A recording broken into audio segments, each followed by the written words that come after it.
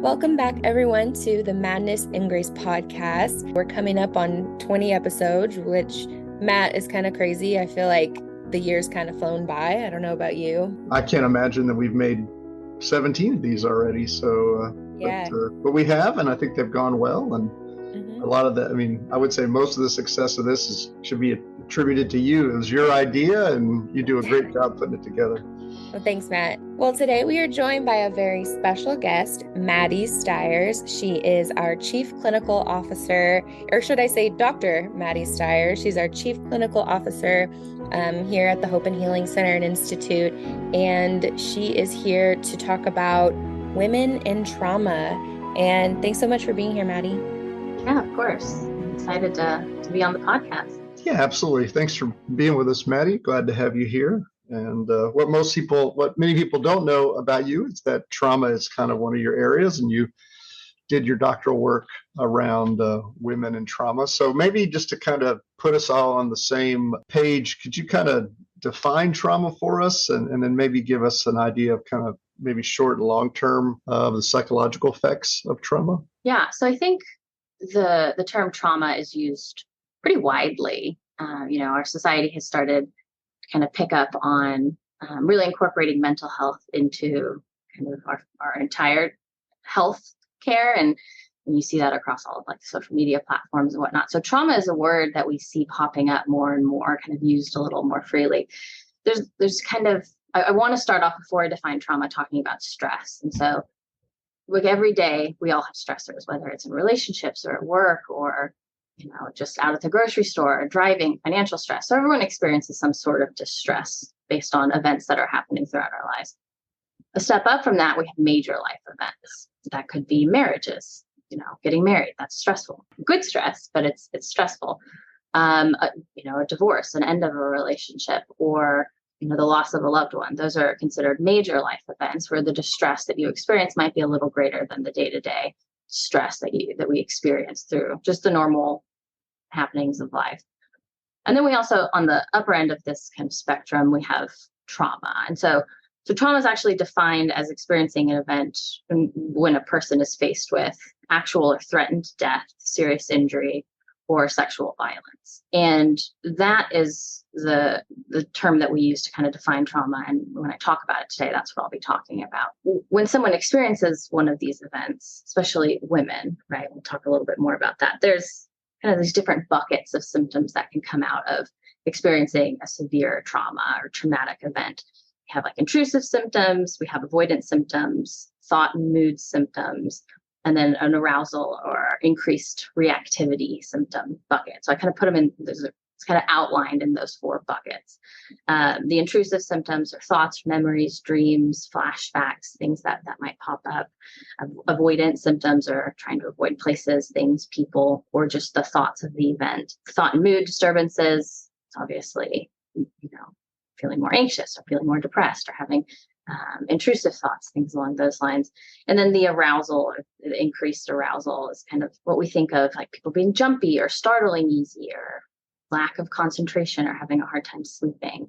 So when you think about the symptoms that we kind of use to diagnose someone who might have experienced a trauma and potentially be diagnosed with post-traumatic stress disorder, those are the four buckets that we can kind of think about broadly. And those can be short-term or they can be long-term. They can experience them kind of brief, acutely after an event, or they can last for a long time where someone might need to reach out for additional support, either professional care through their faith community or just family, friends, and loved ones. But those buckets are found in our diagnostic manual. So it doesn't always include the other aspects of our life. So someone who's experienced a severe trauma or multiple traumas is going to have kind of the effects seen throughout much of their life. So there's the physical aspect, and oftentimes, they end up in the doctor with physical pain or illnesses that can't really pinpoint the reason why that's happening. There's oftentimes relational issues as well. The symptoms that someone experiences following a trauma can really interfere with their interpersonal relationships and ability to communicate. They may not understand why someone's doing something. Someone may not understand why they're behaving in a certain way. And then the spiritual problems, we see that people following a trauma, some lean heavily on their faith and their spirituality to move through that. If they have a good support system set there, a community, that's wonderful. Sometimes people also struggle with the question of like, why did this happen to me? Why me? And all questioning and whatnot. So it not only affects the kind of the way we think about mental health and the diagnoses and all of those previous buckets, but it affects long-term almost every aspect of someone's life if they're not able to get care, get support, get treatment that is needed. Maddie, you mentioned obviously the unique forms of trauma that women face, such as gender-based violence and sexual harassment. And how can we raise awareness about these issues and work towards, preventing them in society? I know preventing is like, well, can we prevent anything? But what can we do to prevent stuff like this from happening? Yeah, I think we've seen a lot of that in the last several decades, right? Like really the starting point is just having conversations and understanding how gender-based violence, what it is and how it happens and how historically it's been not a topic of conversation. We've seen the Me Too movement come about and that raised a lot of awareness. But I think, one thing to point out is gender-based violence does happen. It is a thing. Men can be victims of sexual, physical violence as well. But there's more women report experiencing gender-based interpersonal violence. Actually, globally, 1 out of 3 women will experience an interpersonal trauma or violence at some point in their life. So 1 out of every 3 women will have that experience at some point from 16 and older. So that's not including adverse childhood experiences. It's a pretty shocking number. And, working in the mental health field, we have all these conversations. We've seen trauma-informed care and the treatments, and that's all wonderful, right? But like, how do you have the conversation about gender-based violence, interpersonal violence in worlds or spheres that may not have the knowledge or the skill set? It's just having the conversation and starting that. Like, is this something that we're seeing here? Do we need support? What would that support be? And if they're not sure, reaching out to organizations or agencies like the Hope and Healing Center to say, hey, like the space that we're in needs some support. Like, what training can we get? Yeah, ultimately, like you said, I'm not sure if we can prevent the traumas from happening, but we can be proactive in understanding how we support people as they find themselves in the aftermath of a trauma. I feel like anytime Matt and I talk about anything, we always say the first step is just to start talking about it, which seems like really obvious, but it's not that obvious when you're put, in the situation. So that kind of message is really sprinkled throughout the show and especially here. And Maddie, you briefly mentioned trauma-informed care, and trauma-informed care is essential for helping women recover from traumatic experiences. What are the key principles of trauma-informed care, and how can individuals and institutions implement these principles to better support women who have experienced trauma? Mm-hmm. Yeah, so there's some key points to trauma-informed care. So I think SAMHSA has identified some areas of it. So it's creating a sense of safety, helping to create a sense of safety, offering transparency in what's going on, like what services are being offered, what that person is engaging in, providing peer support, working collaboratively with the individuals that you're serving, fostering empowerment, really helping people to understand that they have power and can take control of their lives. And then understanding how cultural biases and cultural nuances play into the populations that you're working with. So I think when we think about trauma-informed care, at least when I think about it as a mental health care provider, I think about it in my space, in my realm of healthcare, mental health care. And really, we're seeing it kind of spread into, schools and businesses and, organizations that don't focus primarily on mental health. And what does that look like? And it's a challenge because if you're trying to deliver a service or teach a class, like that's your primary goal, that's what you're working towards. But to then take into consideration, how am I engaging with these people? Am I hitting all these points to make sure that I'm not re-traumatizing someone, or that I'm aware that there's probably people in this space that have experienced a trauma and maybe dealing with the symptoms in the aftermath. So it can be a challenge. And I think it's, again, something just having the conversation. Like if you're seeing like, hey, we're like at a, in a church, like, hey, we have people showing up that are really struggling with some stuff and some experiences that they've had. Like, I have no idea how to handle these people as they walk in. What should I do?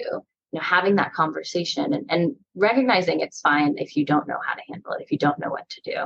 Mental health care providers spend years in school and researching and training to be able to handle and manage these situations. And part of the trauma-informed care is just knowing what trauma responses and trauma looks like in someone after the fact. So you can appropriately get them the referrals and get them the resources and get them to the place if you don't have that set up to be able to help them navigate whatever system it is that they're in a more efficient and, I guess, safe manner. Well, you mentioned faith earlier in your comments. Can you give us an idea of how do women who've been traumatized use their faith as a supportive factor, or maybe just the opposite? Can it be kind of a negative? But what can we do to kind of encourage a person in their faith? Yeah. So again, there's different ways to think about using faith in the aftermath of trauma. Obviously, there's, like, again, I keep saying my sphere, the mental health world, right? Like incorporating that into practice, understanding, the clients that you're working with and how much they're wanting to talk about their beliefs and how much support they're needing and how can you, walk with them in that journey, maybe helping, not telling them what to do or telling them certain things, but helping them understand where they're at in their faith journey. Because some women who have experienced an interpersonal violence, this traumatic event, do lean really heavily on their faith community, especially if they're really plugged in, on their relationship with God, their spirituality, what that connection does for them and helps them find some resolve or peace or just comfort in the pain. And I think that we do see that happening. And some women struggle with their faith, their spirituality after, the big question is, why me? Why did God let this happen to me?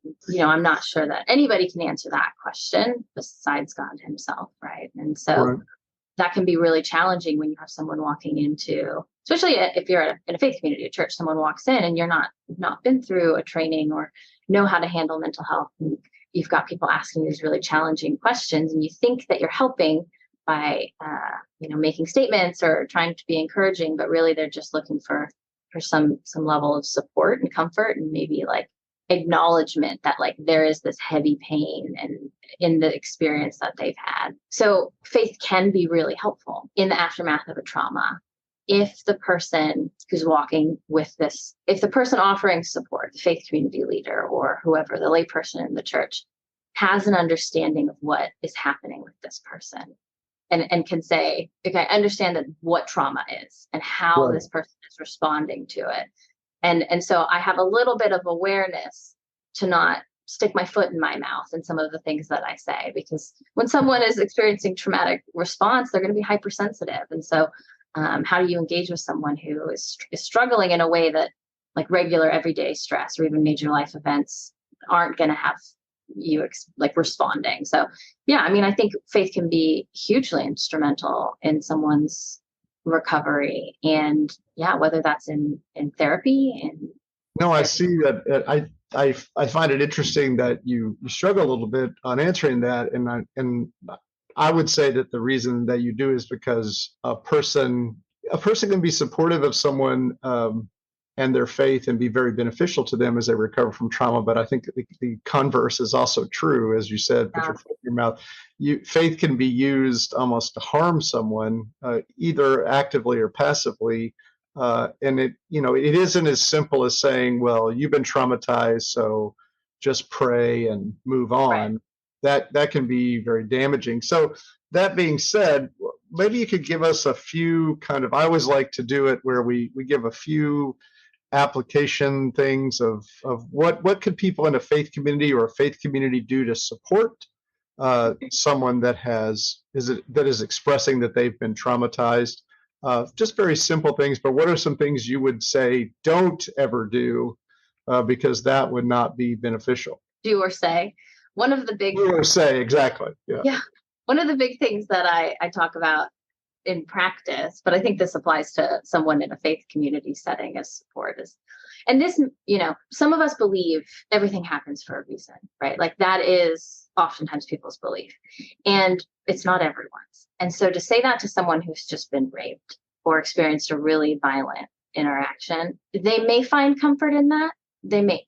So if you know that person, that's their belief, they might find comfort in that. Someone might also say, well, you tell me the reason I was raped. And that's what I mean by sticking your foot in your mouth. It can come from a place of genuine care and concern and love and saying, God loves you. And it's just kind of a lack of understanding. And right. Or saying something like God, the Bible verse, God works all things together for good for those who are called according to his purpose. So something good's going to come out of this.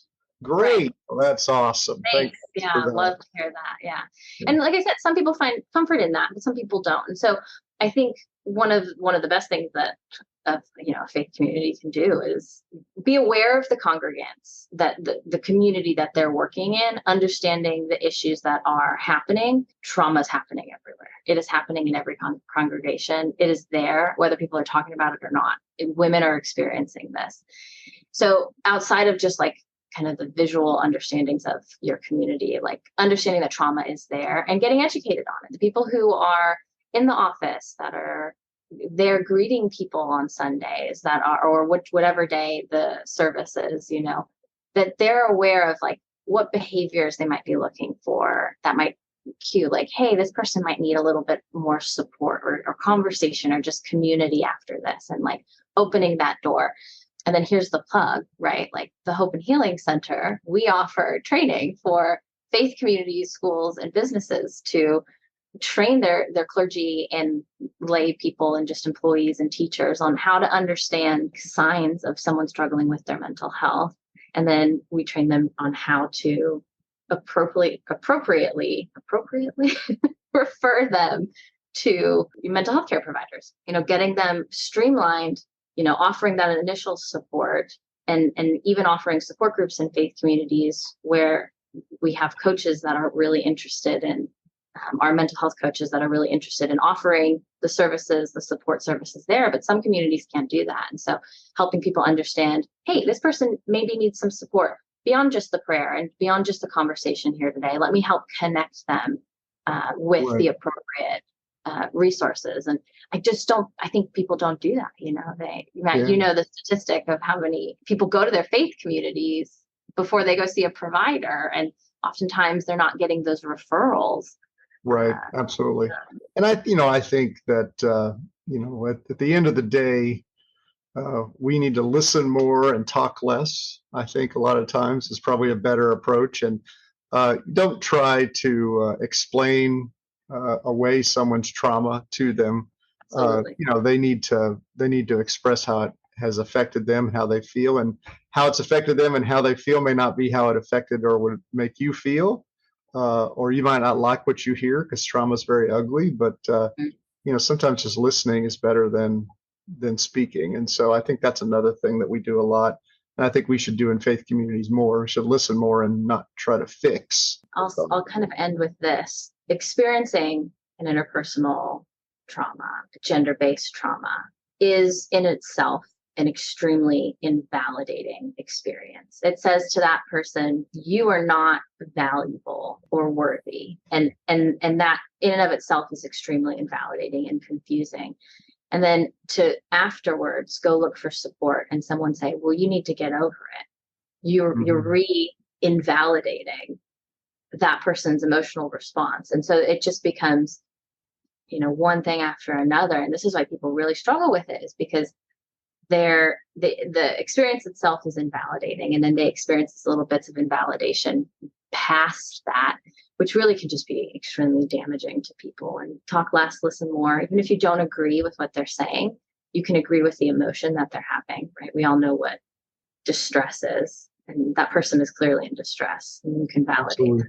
Well, thank you so much, Maddie, for being here. In the episode, you had talked about, getting support from your peers and how important that is just, for anyone struggling with mental health issues, not just trauma, but whatever you have going on. And that's why our Hope Line is here. And at the end of every episode, I like to plug the Hope Line because it's just such a great resource. And yeah, our Hope Line is open every day from 5 to 8 p.m. Central Time. Call and get up to 30 minutes of peer counseling on the phone and get referred to places of support that, match your capabilities, your financial capabilities. So I just always want to plug the Hope Line here. And of course, I'll leave the phone number and everything in our show notes as always. Thank you so much, Maddie, for being here today. And thank you, Matt. Thank you. Thanks for having me.